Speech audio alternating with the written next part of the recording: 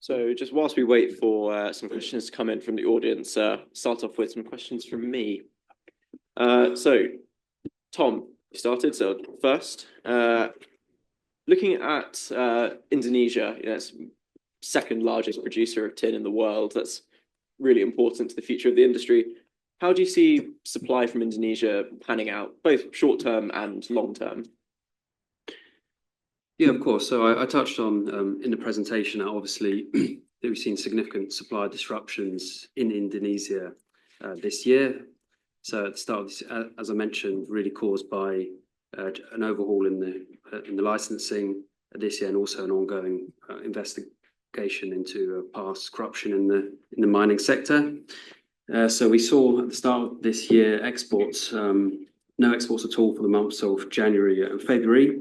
However, there has been significant progress on licensing since then, and we've seen a very good recovery in recent months, up to exports now about 6,000 tons a month. Having said that, there are still challenges. There's still, we understand, around 5 major tin smelters which are shut down and still not producing. But moving into next year, because we've moved to this 3-year licensing system, there should be less disruption in the months of in the new year, which we tend to see in Indonesia. Longer term, though, there isn't an issue, obviously, with smelting capacity in Indonesia. The problem is actually now more on the feedstock side. So, as I mentioned just briefly, we're seeing a depletion now of onshore and nearshore deposits in Indonesia, and increasingly dredging having to move further offshore and deeper as well, which is causing a challenge. So we don't anticipate Indonesian supply returning to, say, the 80,000 ton volume which we saw 4 or 5 years ago. It's been on a gradual decline, and we see still that to be the case, which obviously really plays into the narrative we're saying today about seeing a challenge supply, and Indonesia is the forefront of why we're seeing that now.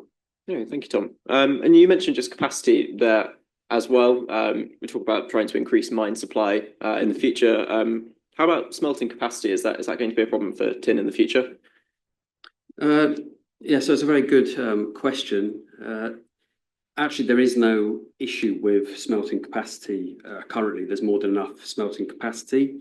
As I said, the issue is really globally on the lack of tin concentrate and feedstock. But the important question is really where that smelting capacity is located. So again, as we showed on the slide, smelter capacity is heavily concentrated in China and Asia, and the supply challenges we've seen this year has really sharpened the supply chain risk, and also the vulnerability there. And as a result, we've seen some of the key tin consuming nations starting to wake up to this, and there is now more interest to reduce the reliance on Asian tin capacity. So like I said, we've seen the US recently give significant funding to Nathan Trotter to try to increase domestic consumption, which also we believe and we understand is for primary smelting in the US as well. Where that feedstock comes from is another question. So yes, we definitely see more interest in smelting capacity outside Asia, and also really just with ESG becoming more and more of an issue. It brings into question the sustainability of transporting concentrate halfway, across to the other side of the world as well. Okay, thank you, Tom. That also seems to have answered the question about tin consumption being in predominantly Asia, but we're now bringing mine supply over to Western Europe. So it's really interesting to think about sort of a change in where sort of the geography of tin smelting as well. So thank you. I think this is a good question for you, Joseph. Talking about investment opportunities, and tin industry is 400,000 ton per year industry. It doesn't really compare to the size of industries like copper. The investment opportunities naturally for tin are going to be a bit smaller. How do we overcome this? And do you think that a bit of M&A is needed in the tin industry? I think following up on what Tom mentioned, there is growing awareness in Western countries that they need to build indigenous production. Maybe not mining, but the smelting and refining part of it, and that the $19.4 million the U.S. Department of Defense provided to Nathan Trotter is a clear example of that. I know the EU right now is doing a half a trillion dollar critical elements legislation and how that will play out.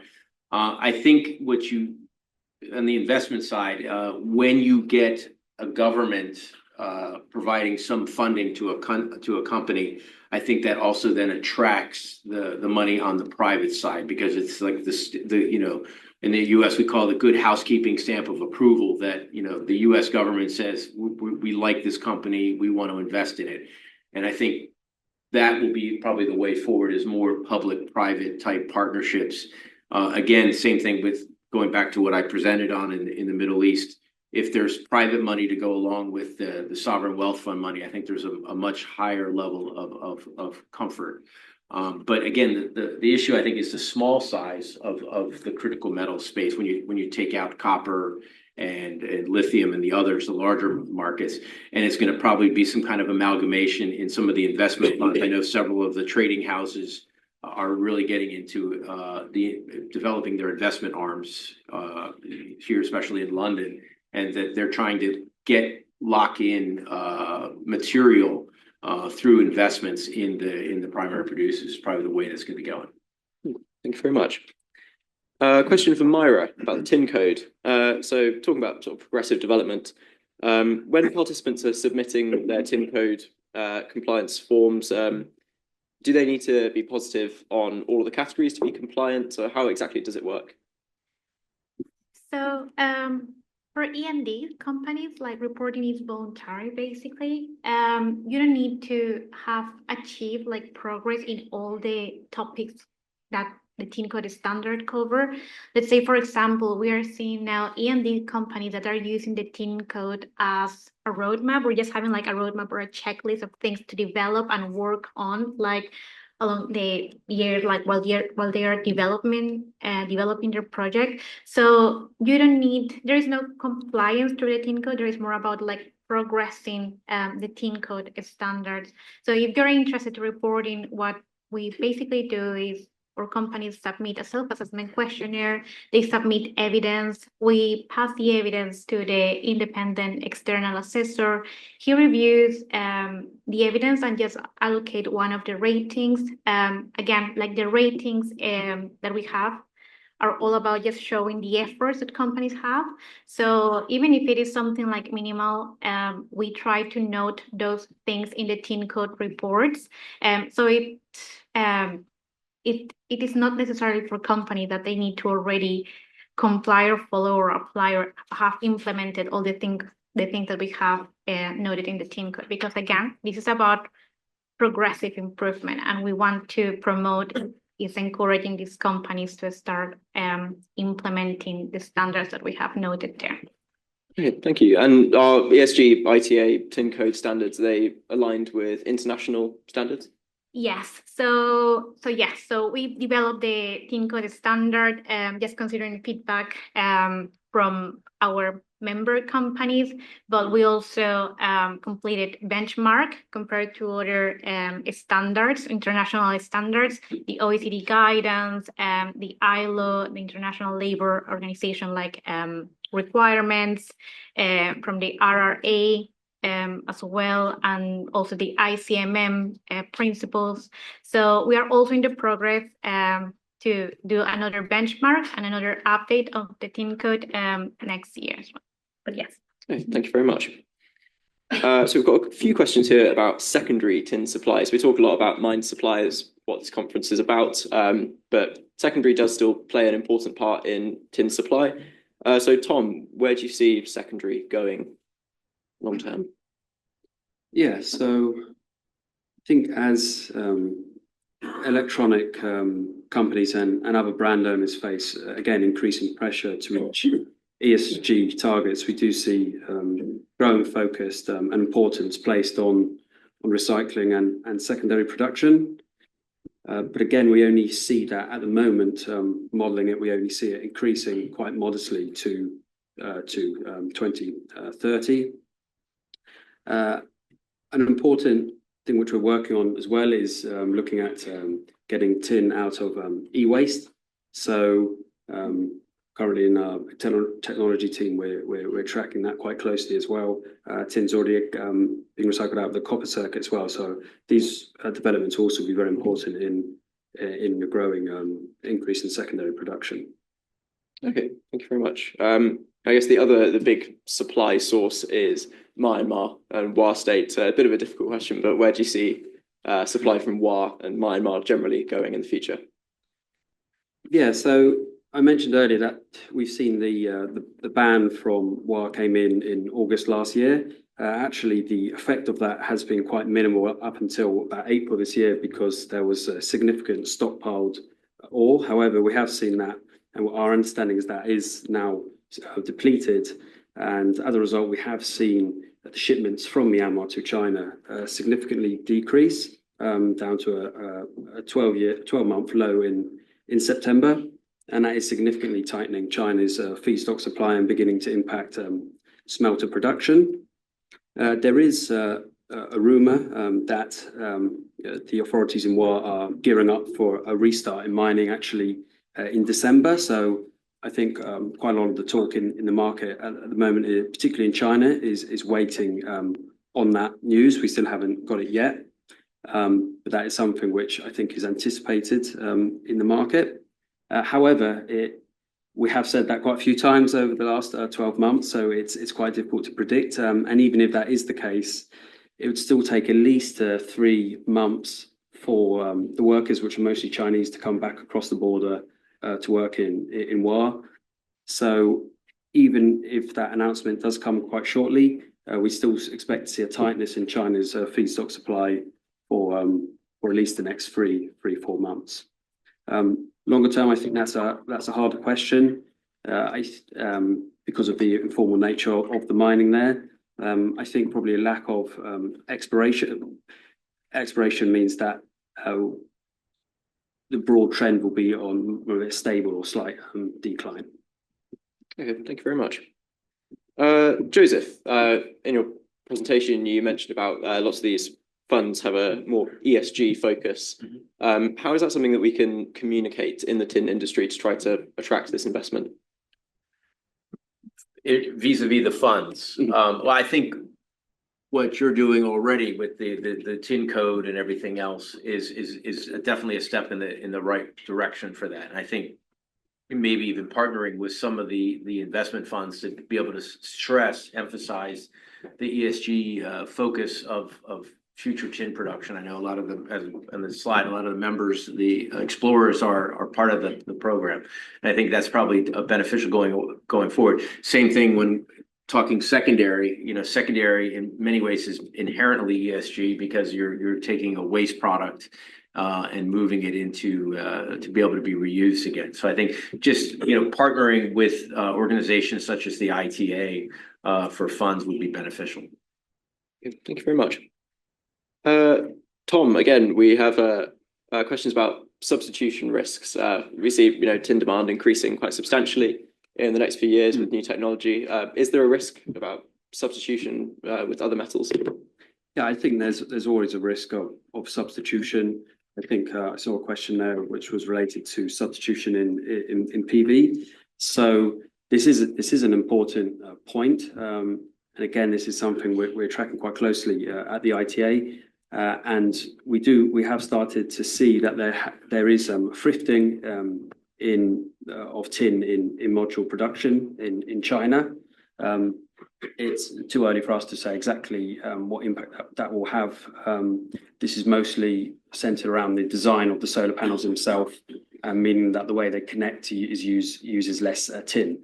However, I still think that the broad forecast for tin use in solar is still very bullish, and I think yes, there might be some thrifting there, but the scale will counterbalance that. And again, repeating what I said earlier, tin is still benefits from very inelastic demand in the form of solder, and is very resilient to substitution in its primary use sector. So I think tin, compared to other metals, is pretty strong in that regard. Thank you. Thank you. That's clear.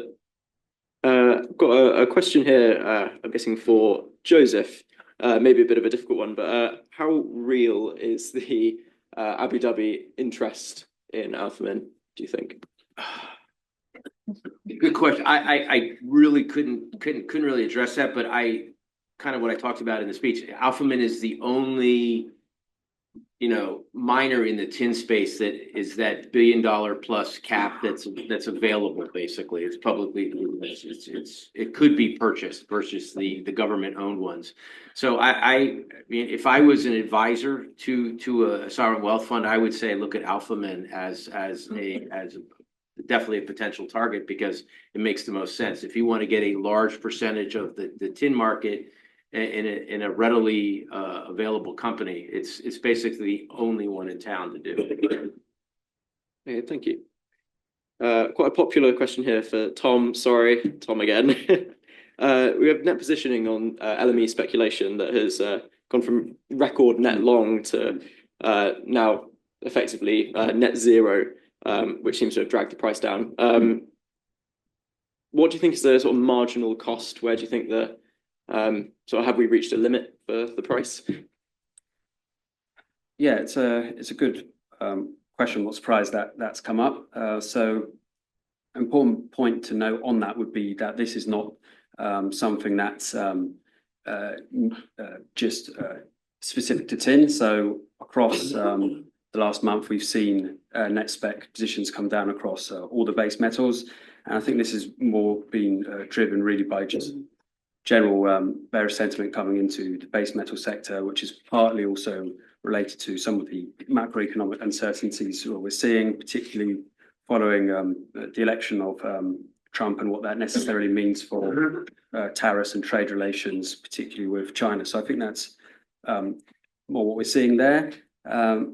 It is true that a lot of tin's support, price rally this year has been as a result of the support from the funds, and we do see that in the speculative market, the funds are able to significantly move the tin price, partly because of the small size of the tin market, which does mean we see more volatility in the price compared to other metals, and tin does tend to be the biggest mover on the downside as well, which we have seen recently. However, having said that, we have seen the price now stabilize back up to LME 3-month price, $29,000 per ton. So we're still seeing some significant resilience there in the price. And if you compare that to where we were last year, back end of last year, average price was around 24,500. So I still think we've seen when you talk about marginal price, I still think that shows the improvement from last year. I think part of that's still being driven by tin's strong fundamentals, even though now we have seen the net speculation come off. And like you said, we're down to now about zero contracts between long and short. So there's little scope for more speculative selling there. So I think probably the price there is, like we said, has stabilized. Thank you very much. And I think sort of one last question for Joseph.